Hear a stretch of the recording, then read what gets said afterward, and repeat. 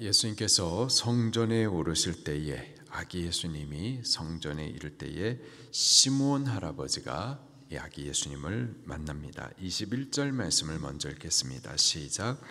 할례할 8일이 되매 그 이름을 예수라 하니 곧 잉태하기 전에 천사가 일컬음 바리라. 아멘.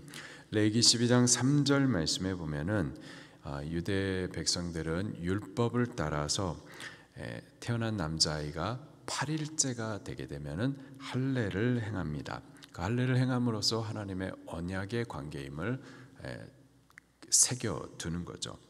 그리고 그날에 유대 전통을 따라서 그 태어난 아기에게 이름을 줍니다. 그 이름을 주면서 그 아이의 존재, 그 아이의 사명을 그 이름과 함께 담아두는 겁니다.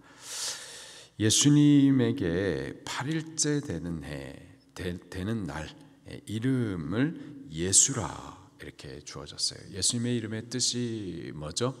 마태복음 1장 22절에 자기 백성을 저희 죄에서 구원할 자였었습니다.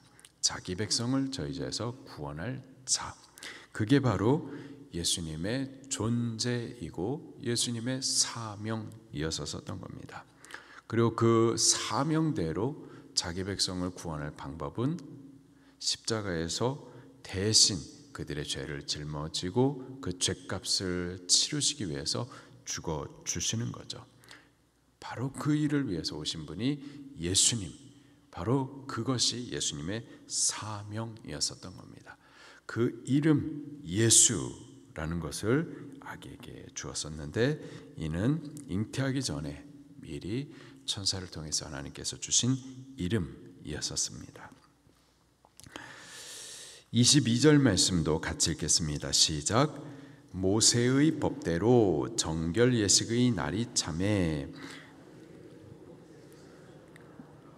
아멘.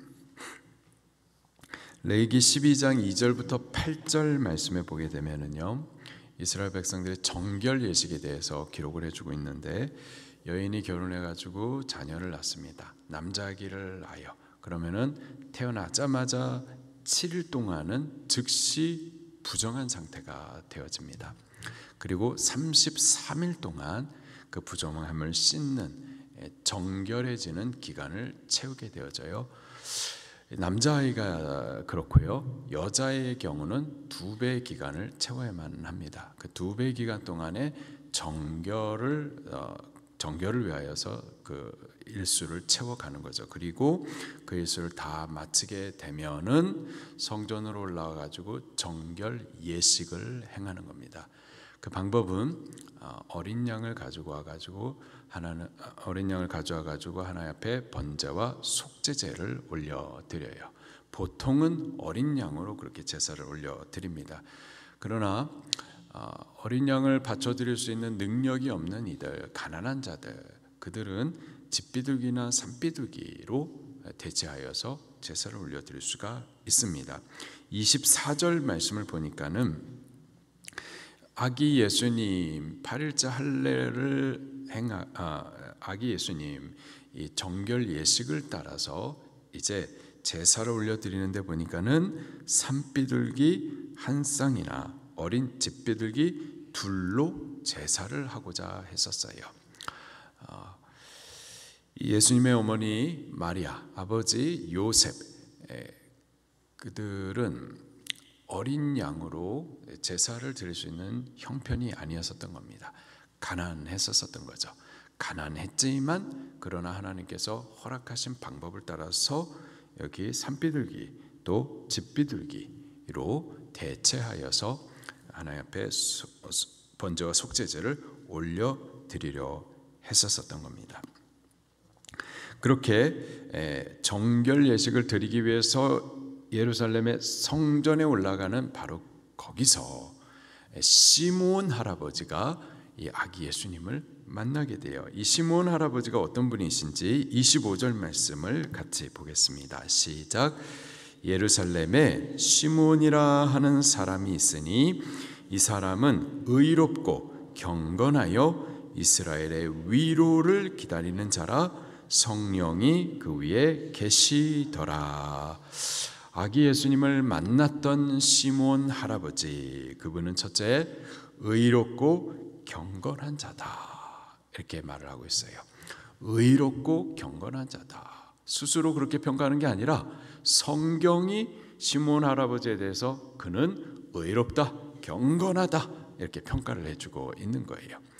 의롭다, 경건하다, 하나님께서 인정하시니 의로운 자, 경건한 자, 그의 모습을 보니까 이스라엘의 위로를 기다렸다 말하고 있어요. 이스라엘이 그 죄로 인하여 저주 가운데 갇혀져 있고, 죄로 인하여서 상하여 있고, 부끄러움과 수치 아래 묶여 있고, 죄로 인하여서 마귀의 권세, 저주에 묶여 있는데, 그 저주, 그 죄에서부터 구원을 받는 위로를 간절히 기다리던 자, 곧 저들을 죄의 저주에서부터 건져 위로해 주실 구원자를 간절히 대망했었던 자, 그가 바로 시몬 할아버지였었고, 그런 자를 향하여서 의롭고 경건하다, 성경이 이렇게 평가를 해주고 계십니다. 그리고 계속해서 이 시몬 할아버지에 대해서 25절 마지막에 보니까 성령이 그 위에 계셨다, 이렇게 또 표현하고 있어요. 26절도 계속 보겠습니다. 시작. 그가 그의 그리스도를 보기 전에는 죽지 아니라 하는 성령의 지시하심을 받았더니, 성령님의 지시하심을 받았었어요. 우리가 세상 사는 동안에 얼마나 많은 말들을 많이 듣습니까? 얼마나 많은 뉴스들을 많이 들어요. 얼마나 많은 지식과 또 많은 말들을 듣잖아요. 근데 그 많은 말들 가운데 시몬 할아버지는요, 성령이 지시하시는 음성에 귀를 기울였기 때문에 성령이 지시하시는 바를 들을 수가 있었던 겁니다. 지금도 마찬가지예요. 많은 말들이 있습니다. 많은 말들을 우리가 여과 없이 다 듣고 있어요. 그러는 동안에 정작 들어야 될 하나님의 말씀, 성령의 지시하시는 말씀을 듣지 못하는 경우들이 있거든요. 그러나 많은 말들 가운데 우리가 주의 성령의 귀를 기울이면은요, 성령이 지시하심을 들을 수 있습니다. 사실은요, 구원받은 우리들을 향해서 성령님은 끊임없이 말씀하시거든요. 끊임없이 우리에게 말씀하시거든요. 우리가 안 들어서 못 듣는 거예요. 세상의 귀를 열어가지고 주의 음성에 대해서는 귀를 닫기 때문에 못 듣는 건데, 그러나 그 많은 말들 가운데 우리가 성령의 귀를 기울이면 성령의 지시하시는 음성을 듣습니다.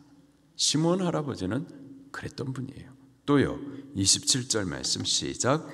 성령의 감동으로 성전에 들어가매 마침 부모가 율법의 관례대로 행하고자 하여 그 아기 예수를 데리고 오는지라. 아멘. 성령의 감동. 성령님은요, 끊임없이 구원 얻은 우리들 안에서 우리의 구원 얻은 심령에 감동하십니다. 감동을 주세요. 성령님이 감동을 주세요.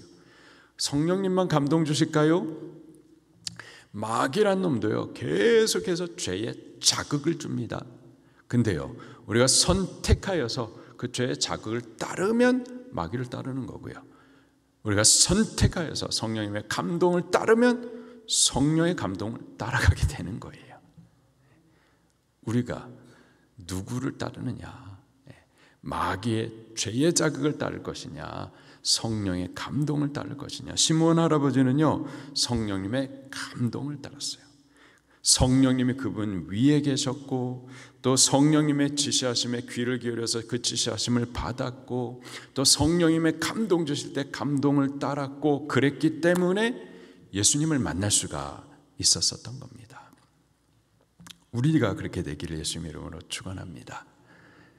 성령님 감동하실 때 그 감동을 순종하여, 성령님이 이끄시는 그 감동은요, 예수님 앞으로 이끌어 가시거든요. 결국 그 감동을 따를 때 예수님을 만나게 되는 거죠. 시몬 할아버지가 그 예수님을 만나고서는 28절에 보니까 그 아기 예수님을 안고 하나님을 찬송합니다. 성령님이 그와 함께 계셨기 때문에 예수님을 보자마자 하나님의 지시하신 그 이스라엘의 위로가 되실 구원자이심을 알았던 거죠. 그 아이를 안고 하나님을 찬송하여서 이르기를 29절입니다. 시작. 주제여 이제는 말씀하신 대로 종을 평안히 놓아주시는도다. 30절. 내 눈이 주의 구원을 보았사오니. 31절. 이는 만민 앞에 예비하신 것이요 이방을 비추는 빛이요 주의 백성 이스라엘의 영광이니이다 하니. 저가 성령의 감동을 따라서 찬송하시면서 그 아기 예수님에 대해서 이렇게 표현합니다. 내 눈이 주의 구원을 보았사오니. 예수님을 볼 때 구원을 보았었던 거예요. 누구에 대한 구원인가? 31절에 만민 앞에 예비된 구원, 만민을 위한 구원자로 오신 분이 바로 예수님이십니다. 더 구체적으로 32절에 보니까 이는 이방을 비추는 빛이요. 예수님의 구원은 이방 사람들, 전에는 그 구원에 아무런 관계가 없었던 이들, 이스라엘 바깥의 백성, 하나님 나라와 아무런 상관이 유업을 받지 못할 이들, 우리들이 이방인이에요. 그런데 예수님이 구원의 빛으로 흑암 가운데 있는 우리들에게 생명을 비추시기 위한 그 구원의 빛으로 오신 분이십니다. 또요, 주의 백성 이스라엘의 영광이니이다. 이스라엘을 그 암흑에서, 죄 가운데서 건져서, 죄 저주에 있었던 그들을 건져서 영광에 이르게 할, 구원의 영광을 보게 할 자, 그분이 바로 예수님. 예수님은 이방인의 구원이 되시고 또한 이스라엘의 구원도 되세요. 이방인의 영광도 되시고 이스라엘의 영광도 되십니다. 예수님은 우리의 구원, 우리의 영광이 되시는 분이십니다. 그렇게 성령을 따라서 예수님을 정확하게 보며 찬송했었던 거죠.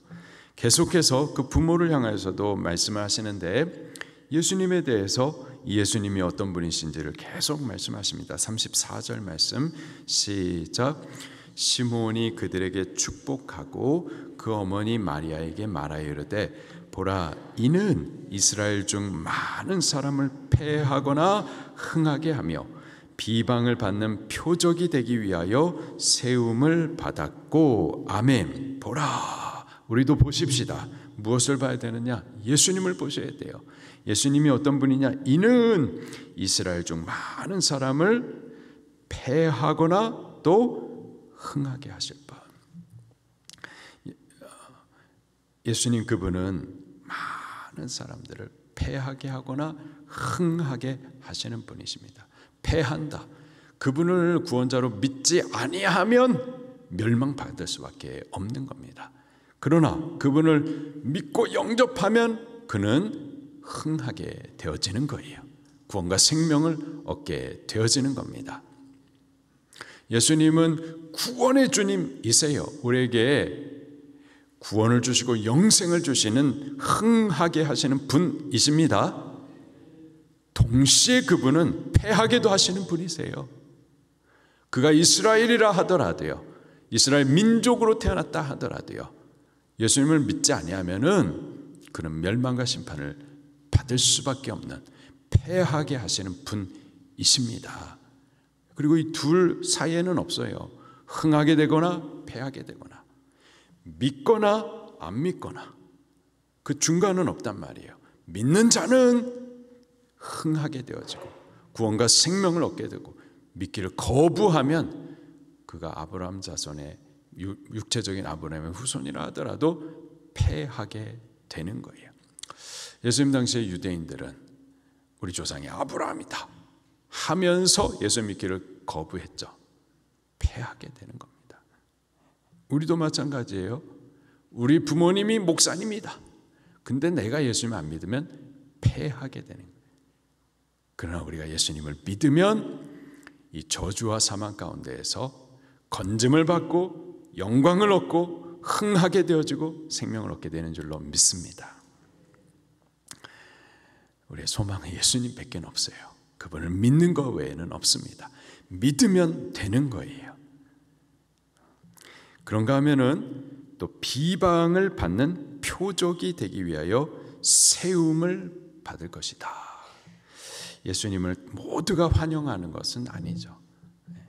예수님을 믿고 영접하는 자들은 생명을 얻거니와, 그런데요, 예수님을 환영하지 않고 거부하고 반대하여 십자가에 못 박아 세워두기까지 예수님은 그렇게 비방을 받는 표적이 되기도 하셨습니다. 35절입니다. 시작. 또 칼이 내 마음을 찌르듯 하리니 이는 여러 사람의 마음의 생각을 드러내려 함이니라 하더라. 아멘. 여러 사람의 마음의 생각을 드러내려 함이라. 어둠 가운데서는요, 다 감추어져 있거든요. 드러나지 않거든요. 그런데 예수님은 빛이시라, 진리이시라. 어둠 가운데 스스로 죄인인 줄 모르고 내 행동이, 내 삶이 죄라는 사실을 모르고 있는 그들 가운데 진리의 빛을 비추어서 그들 스스로 쏟고 있는 그 죄와 죄인이라는 사실을 드러내시는 분이 예수님이세요. 다 자기 생각이 진리예요. 다 자기 생각대로 살아요. 그런데 예수님께서 진리의 빛을 비추어 주실 때, 그때 다 드러나게 되는 거죠. 아, 내가 죄인이구나. 아, 내 생각이, 내 삶과 행동이 죄구나, 심판받을 죄구나 라는 사실을 드러내게 하시는 분. 그래서 나는 구원자가 필요하구나 라는 사실을 알게 하고, 그래서 구원자이신 예수님을 믿도록 하시는 분, 그분이 바로 예수님이십니다.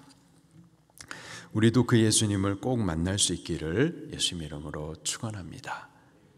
우리도 시몬 할아버지와 같이 우리 위에 성령이 계시는데 성령의 지시하시는 음성을 듣고자 귀 기울일 수 있기를 바랍니다. 또 성령님의 감동을 따라 성전에 오르면서 예수님을 만날 수 있는 은혜가 있기를 예수님 이름으로 축원합니다.